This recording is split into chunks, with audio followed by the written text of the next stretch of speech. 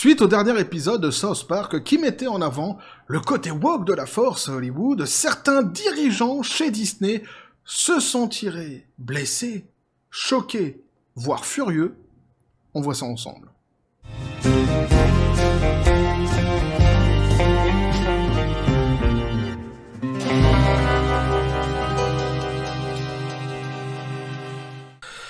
Mais moi, ça m'a choqué. Je suis tombé à la renverse, je suis tombé de mon siège. J'étais là, comme ça, avec mon pistolet à prout, comme toujours. D'ailleurs, lui et moi, on a eu la même réaction, on s'est dit... Quoi? Disney? Choqué? Blessé? À cause du dernier South Park? C'est étonnant. Petit café les copains. Bah ça m'a surpris, moi, le camp du bien, allez donc, le camp de la tolérance, le camp de l'autodérision, le camp de l'autosatisfaction aussi, me diras-tu, le camp de la remise en question permanente, ici choqué à cause d'une satire très intelligente faite par quelques clowns très talentueux. Mince alors!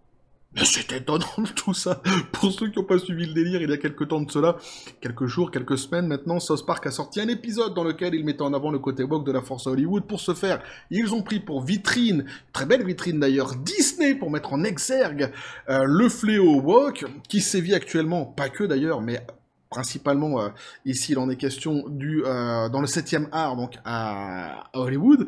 Et on commence à avoir évidemment maintenant les retours, hein, concernant la direction de Disney, comment ils ont pris cet épisode en interne, et donc il est question évidemment de Bob Iger, le PDG de Disney, ou Bob Iger, tiens j'ai lu dernièrement dans un de vos commentaires, mais vous êtes géniaux, ou Bob Iger, ou Bob l'éponge tarée, tout ça c'est de vous, et je trouve ça génial, moi.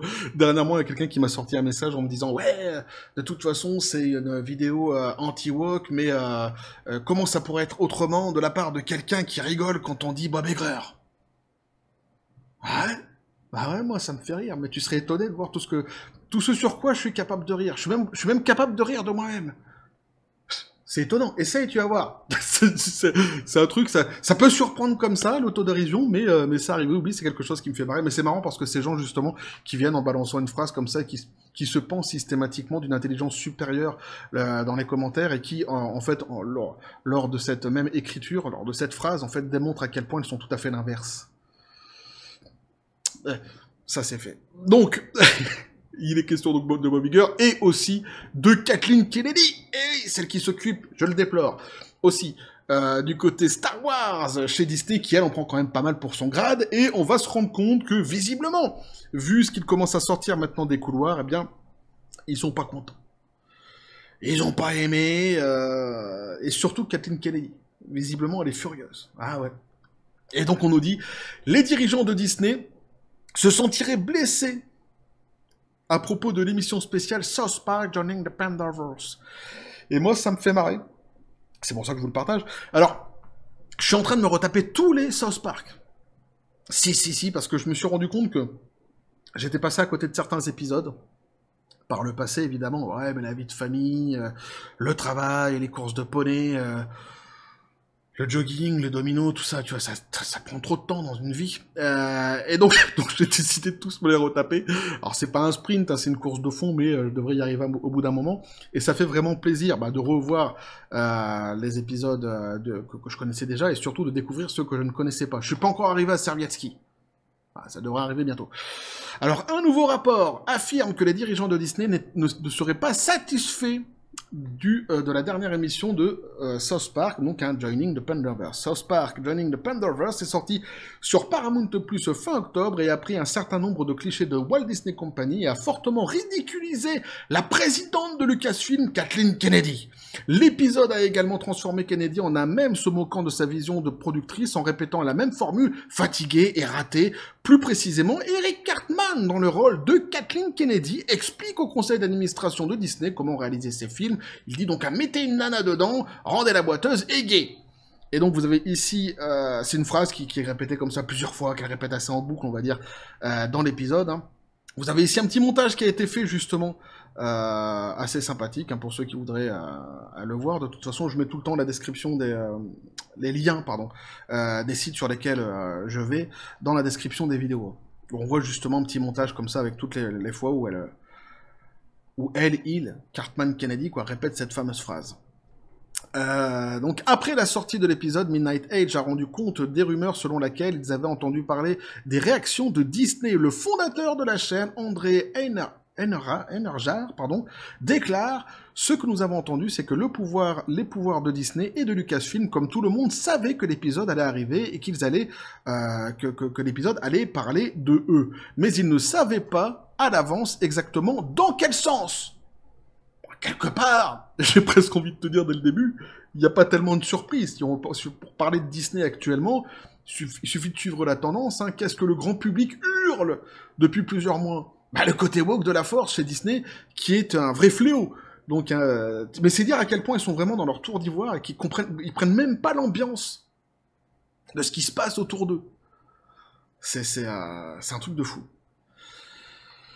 Est-ce qu'ils ont vu, donc aurait dépassé tout ce qu'ils avaient imaginé, même leur pire cauchemar, a-t-il poursuivi.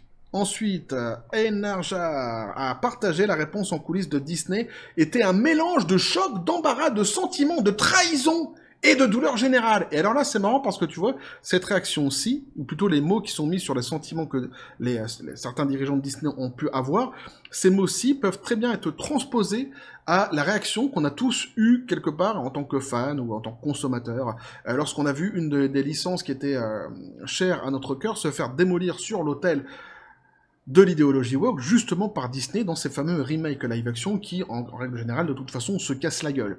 On l'a vu dernièrement avec tous les flopbusters, et attends, il y a encore, évidemment, Blanche-Neige qui va sortir, et Bambi. Et non pas Kiwi, parce que j'ai envie de dire Kiwi, je sais pas pourquoi.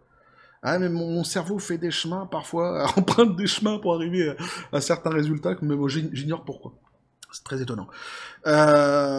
Donc, mais tu vois, ces mots-ci, on pourrait très bien les transposer sur ce que, globalement, en fait, le grand public a pensé de ce que Disney faisait, justement, de ces fameuses licences. Oui, c'était choquant, il y a de l'embarras, un sentiment de trahison et de douleur générale. Voilà. Il y a apparemment eu quelques lignes de communication entre Disney et Paramount. Donc Disney a quand même, tiens, furieux, ils ont quand même téléphoné à Paramount. Hein, au cours du week-end, mais d'après ce que j'ai compris, très peu de choses constructives en sont sorties, comme apparemment beaucoup de personnes à la fin de Disney étaient un peu émues, en particulier les vrais croyants de la cause woke. Car South Park vient de leur mettre un œil au beurre noir. Ah, ils étaient émus, ils avaient la larmichette. Je serais presque ému pour eux, moi. Non, pas du tout, évidemment. Mais c'est quand même, moi ça me fait marrer quoi. Et les mecs qui sont porteurs d'une idéologie qui est raciste pour le moins, qui a évidemment d'autres défauts, parfois même beaucoup plus graves que celui du racisme lorsqu'ils s'attaquent aux enfants et qu'ils veulent leur parler de sexualité, mais ils se sentent outrés, choqués, blessés, ils ont la larme à l'œil lorsque justement des satires bien inspirés et très intelligents viennent leur remettre en pleine face en fait la réalité de ce monde et de ce que les gens pensent réellement de cette idéologie woke. C'est quand même assez fabuleux, quoi. Dire à quel point, vraiment, non seulement, d'une part, ils sont déconnectés, mais en plus, à quel point ils sont barrés, quoi. Ah, c'est une idéologie de timbré, hein. Alors, ces paroles mineures visant à critiquer les youtubeurs et ceux qui enverraient des courriers haineux à Kathleen Kennedy n'étaient apparemment que très peu de consolation. Et oui, puisque ce sont des paroles mineures hein, dans l'épisode, faut le rappeler, parce que justement, à chaque fois, il y a quelqu'un qui vient qui dit « Ouais, mais regarde, ils ont mis dos à dos les youtubeurs et les mecs qui parlent. » Alors déjà, faut bien comprendre l'épisode, lorsqu'il parle des youtubeurs, ce qu'il dit exactement dessus. Et ensuite, l'épisode en lui-même se concentre principalement à dénoncer le côté woke de la force. Hein. Le reste, ce ne sont que des paroles mineures. Donc, les choses ne sont pas mises dos à dos. Il y a des proportions quand même, tu vois, dans la satire. Ici, qui a été proposé par South Park, des proportions qui sont, sans doute, je le conçois, parfois un petit peu compliquées à comprendre pour certains, qui ne voudraient pas, justement, voir l'éléphant au milieu du couloir. Mais j'en suis assez coutumier, quelque part. Enerjar, je sais pas si ça se prononce comme ça, mais je vais le prononcer comme ça, c'est bien plus simple pour moi. Enerjar a ensuite partagé ce qu'il avait entendu sur la réaction de Kathleen Kennedy à l'épisode. Kathleen Kennedy, donc, quant à elle, elle ne l'aurait pas bien pris du tout.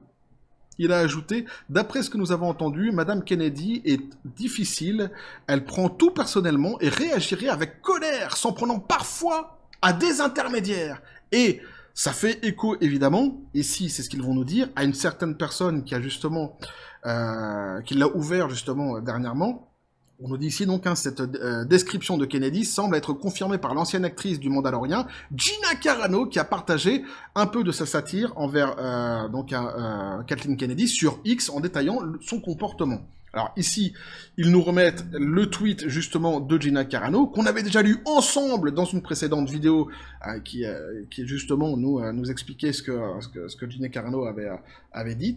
Ici, on va relire rapidement quand même le tweet, puisque c'est vrai que ça met, comment je pourrais dire, ça correspond, voilà. Plutôt en fait, ce qui sort aujourd'hui de la réaction de Kathleen Kennedy au sein de Disney, ce qui sort comme ça, comme bruit dans les couloirs, eh bien correspond totalement avec ce que Gina Carano avait pu imaginer. Elle avait fait un tweet donc où elle avait, après l'épisode, imaginé la réaction que pourrait avoir Kathleen Kennedy à la suite du visionnage justement de ce fameux épisode. Et donc elle nous disait, donc là c'est Gina Carano qui parle, hein, c'est le moment où Kathleen Kennedy exige que tous les youtubeurs soient censurés de YouTube pour avoir partagé et ri de cet épisode hilarant. Elle demandera à YouTube de désactiver l'option des pouces en bas à cause du ratio qu'elle recevra, puis elle demandera à ses ghouls de publicistes de s'assurer que Variety et Hollywood Reporter publient des articles sur les créateurs de South Park et leurs familles, salissant leur nom à travers tous les idiots utiles qu'elle a sous la main et qui vendraient leur âme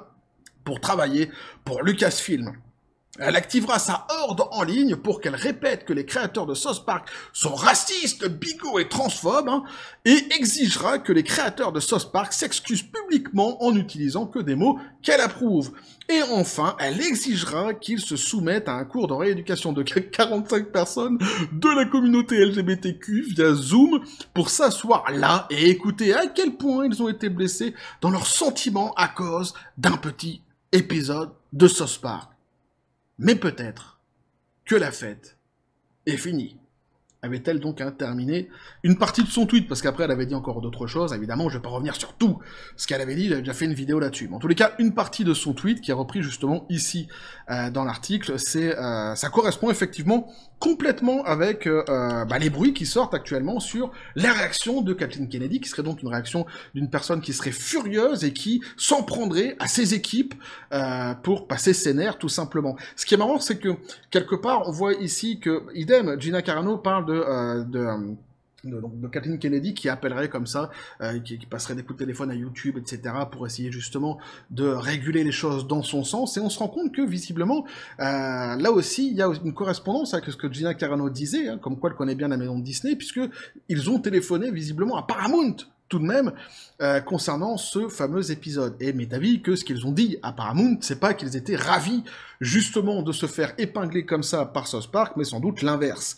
Et c'est pour ça que quand j'avais parlé tout au début de l'épisode de South Park qui sortait, je leur avais dit d'abord bravo à eux, et courage surtout, parce qu'on est face à des idéologues, et que forcément, ils n'acceptent aucune critique, on ne critique pas le régime, tout simplement, et une espèce d'idéologie comme ça, assez sectaire en plus, et donc forcément il y aurait eu des retombées, c'était une évidence, et des personnes qui voudraient sans doute, je sais pas si le mot se venger peut prendre vraiment son sens ici, mais en tous les cas, qui tenteraient de stopper ce que South Park a commencé à entreprendre, pour le moins, et qui aura en tous les cas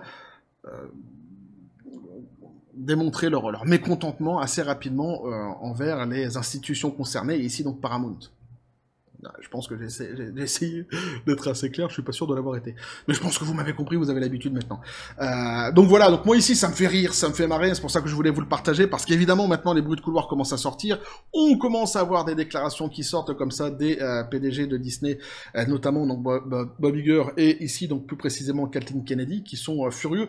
Alors Bob Iger, on le savait déjà, il avait déjà sorti de toute façon quelques déclarations il y a quelques jours de cela, en indiquant qu'il n'aimait pas du tout l'épisode, mais bon, venant de lui, c'est pas hyper étonnant, et ici donc c'est plus précisément Kathleen Kennedy qui est mis en avant, et le côté woke de la force chez Disney, et là aussi c'est très intéressant, parce que très souvent dans les commentaires, je reçois ce genre de commentaires où on me dit « Tu te trompes, Disney n'est pas woke, ceux qui sont à l'intérieur de Disney ne sont pas woke, ils ne font que obéir à certaines personnes. » Alors moi ce que je dis c'est que, sans doute, une partie d'entre eux ne sont pas du tout derrière l'idéologie woke, c'est vrai. En revanche, certains d'entre eux le sont totalement. Et notamment certains dirigeants, comme Bob Iger. Eh oui, Et là, ici, en fait, c'est exactement ce que nous indiquent les phrases qui sont sorties lorsqu'on dit que, justement, certains du côté woke de la force chez Disney ont eu la larme à l'œil lorsqu'ils ont vu l'épisode de South Park. Là, ça donne quand même des informations ici hyper intéressantes, je trouve. Alors, j'attends toujours de faire le résumé des chiffres qui sont tombés chez Disney pour le trimestre, les chiffres du trimestriel dernièrement. Je pense que je vais faire un live. Je pense que je le ferai dimanche, si je peux.